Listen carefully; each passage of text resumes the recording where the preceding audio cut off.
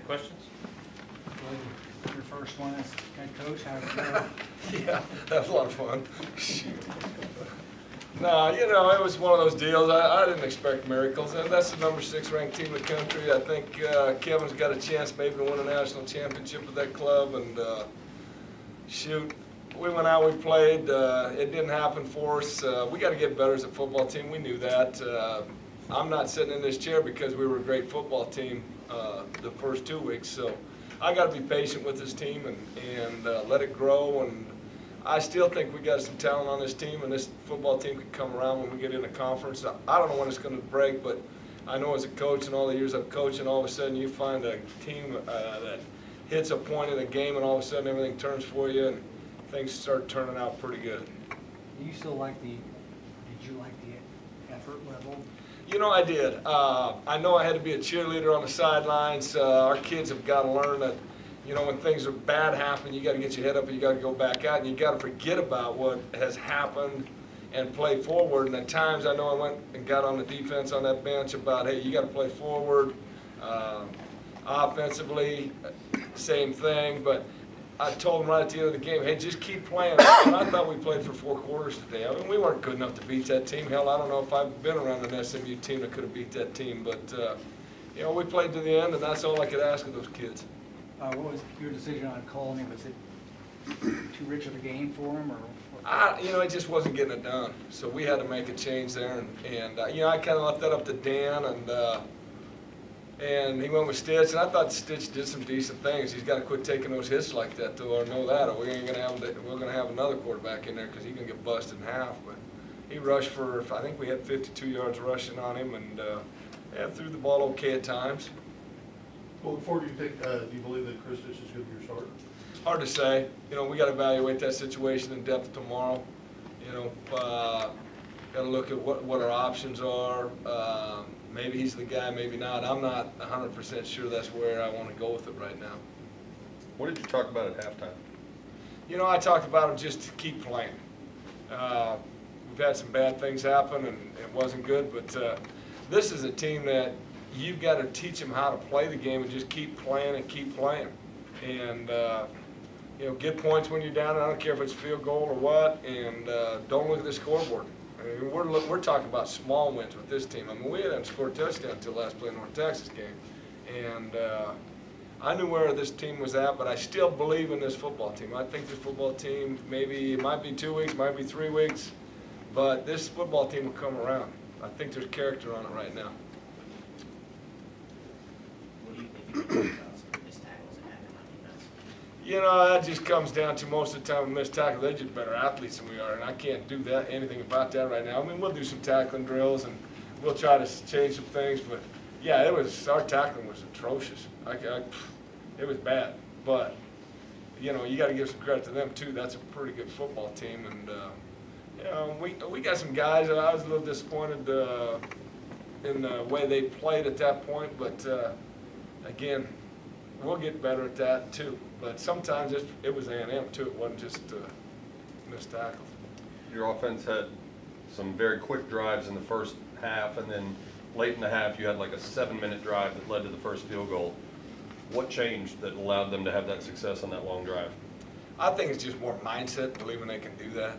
You know, I don't know if Colney wasn't getting it done. We switched and Stitch went in there, and whether it was that or whether all of a sudden they started to believe it. But, you know, I'm looking for small wins right now. That's a small win. Shoot, I've been through these kind of things before, and that's a small win. The sacks that y'all are giving up, I think Right. 21 through 3 games. How do you fix that?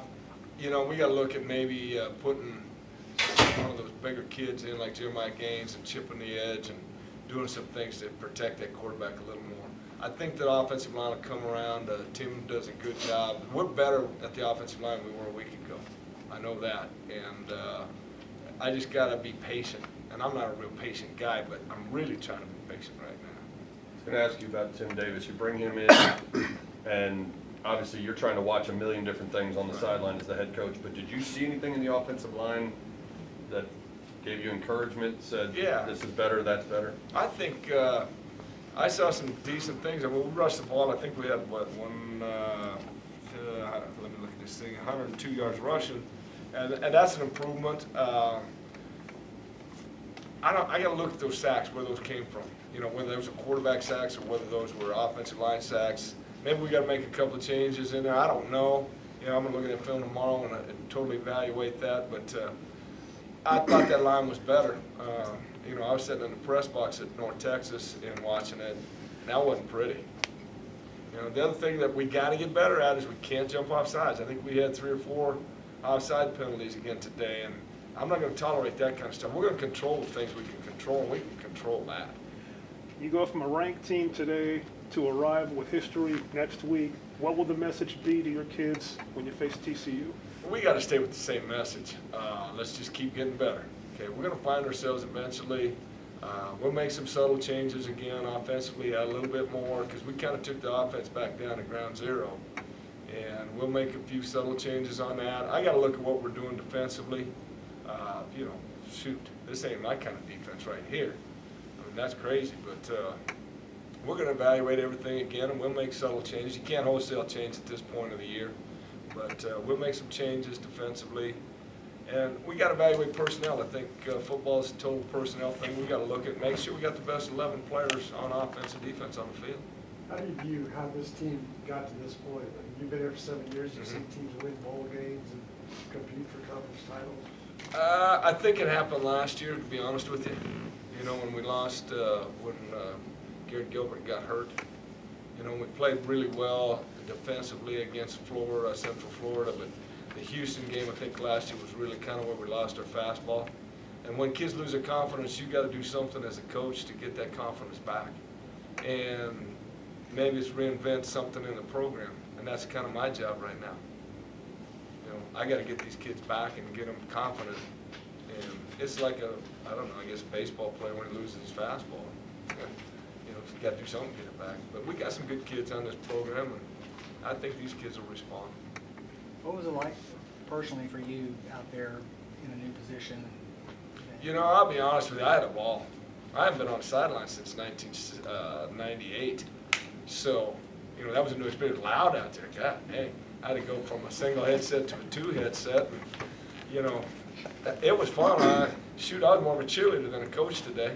You know, I'm trying to get those kids up, and, you know, I'm calling the defense, but I'm also, you know, between series, I'm the cheerleader, and I'm high-fiving guys and doing all that. And I loved it. Shoot, it was fun for me. I can see why, you know, those guys enjoy being a head coach. See, I get to make decisions. We go for it on 4th down. How do the mechanics work of calling the defense? You've always been upstairs, looking down, seeing the field out below you and making the calls. How much feedback were you getting from upstairs, or was it all what you saw from the sideline?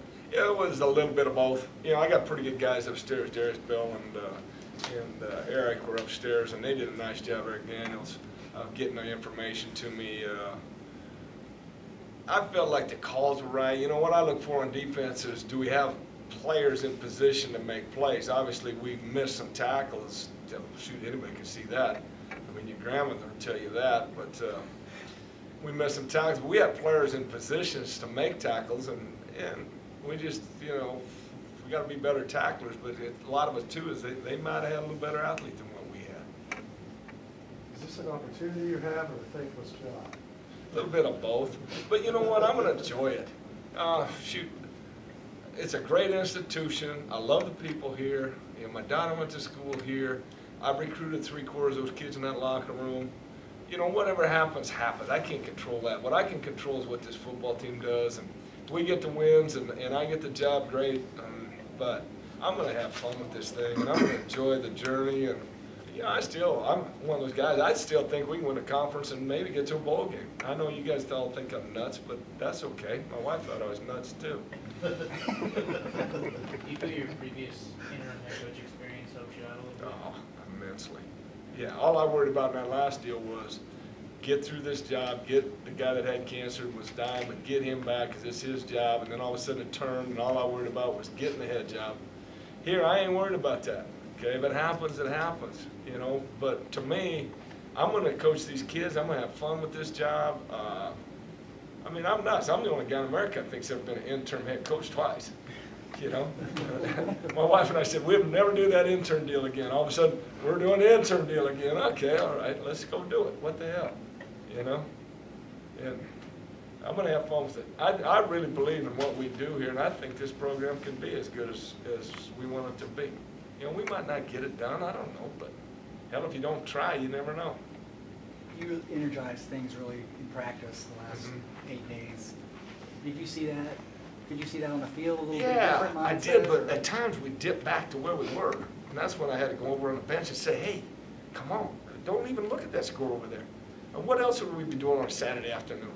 You know? Shoot, we got the number 6 team in our stadium, we got a full house. You know, shoot, I don't care if the people had to leave early to get, you know, they were scared of the traffic. At least, you know, we don't have traffic problems on 75. But hell, we got to play, you know?